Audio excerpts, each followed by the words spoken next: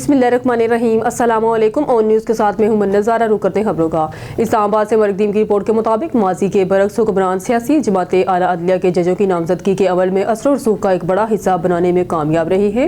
Chief justice of Pakistan یحییٰ آفریدی نے Peshawar high court اور Sindh high court کے ایڈیشنل ججوں کی نامزدگی پر غور کے لیے 6 دسمبر کو جوڈیشل کمیشن آف پاکستان کا اجلاس طلب کر لیا ہے۔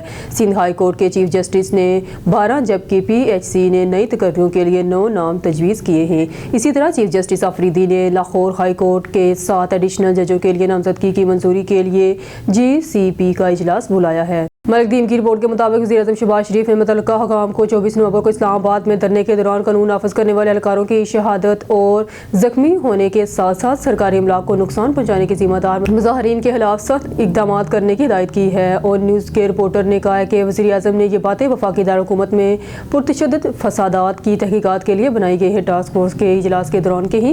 وزیر اعظم نے اس ہفتے کے شروع میں اسلام آباد میں پاکستان تحریک انصاف PTI کے جلسے کے دوران تشدد میں ملوث افراد کی شناخت اور ان کے خلاف سخت کارروائی کے لیے ٹاسک فورس تشکیل دی تھی۔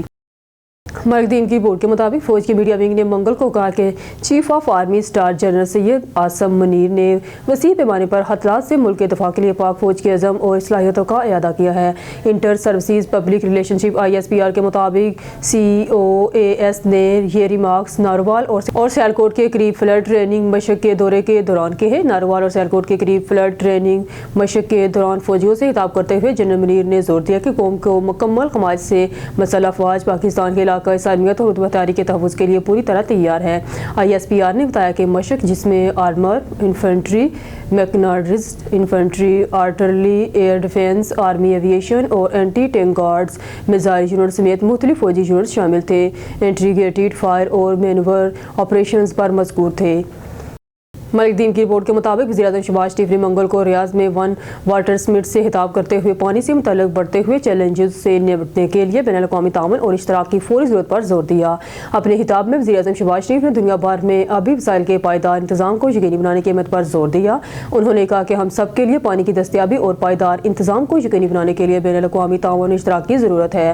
انہوں نے عالمی برادری پر زور دیا کہ وہ اس اہم مسئلے سے نمٹنے کے لیے علم کے تبادلے اور مہارت کے تبادلے میں مشغول ہوں۔ انہوں نے مزید کہا کہ موسمیاتی لچکدار انفراسٹرکچر کے لیے مناسب فنڈنگ اور فنانسنگ کے فرق پر قابو پانا موسمیاتی لچکدار ممالک کے لیے اہم ہے۔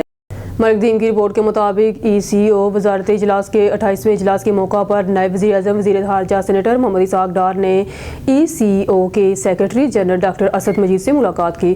انہوں نے تجارتی روابط، علاقائی روابط اور عوام سے عوام کے رابطوں کو مضبوط بنا کر علاقائی تعاون کو فروغ دینے میں ECO کے اہم کردار پر بادہ خیال کیا۔ نائب وزیر اعظم وزیر خارجہ نے ECO اور علاقائی روابط اور اقتصادی تعاون کے ویژن کے لیے پاکستان کے مسلسل عزم کا اعادہ کیا۔ ملک دین کی رپورٹ کے مطابق نائب وزیر اعظم وزیر خارجہ سینیٹر محمد اسحاق ڈار نے ایران کے شہر مشہد میں منعقد ہونے والی ECO's وزراء کونسل کے 28ویں اجلاس کے موقع پر قازقستان کے نائب وزیر اعظم وزیر خارجہ امارات نورتیلو سے ملاقات کی۔ انہوں نے مشترکہ دلچسپی کے 2 طرفہ امور پر تبادلہ خیال کیا اور بہتر روابط، تجارت اور عوام سے عوام کے روابط کے ذریعے 2 طرفہ تعلقات کو مضبوط بنانے کے لیے اتفاق کیا۔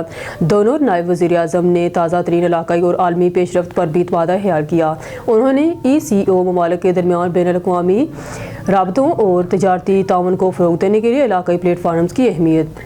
ہیڈ کوارٹر اسلام آباد ملک دین کی رپورٹ کے مطابق FIA امیگریشن کی اسلام آباد ایئرپورٹ پر بڑی کارروائی، جعلی دستاویزات پر بیرون ملک جانے کی کوشش ناکام بنا دی۔ پولینڈ جانے والے 2 مسافروں کو آف لوڈ کر دیا گیا۔ گرفتار ملزمان کی شناخت واجد علی اور عرفان خان کے نام سے ہوئی۔ ملزمان کا تعلق اسلام آباد اور راولپنڈی سے ہے۔ گرفتار ملزمان فلائٹ کے ذریعے پولینڈ جا رہے تھے۔ ملزمان کے پاسپورٹ پر پولینڈ کے جعلی ویزے لگے ہوئے تھے۔ سیکنڈ لائن آفس کی فرانزک رپورٹ کے مطابق ویزوں میں کسی قسم کی سیکورٹی خصوصیات موجود نہ تھی۔ ملزمان کو گرفتار کے لیے اینٹی ہیومن ٹریفکنگ سرکلنگ اسلام آباد منتقل کر دیا گیا۔ مزید تفتیش جاری ہے۔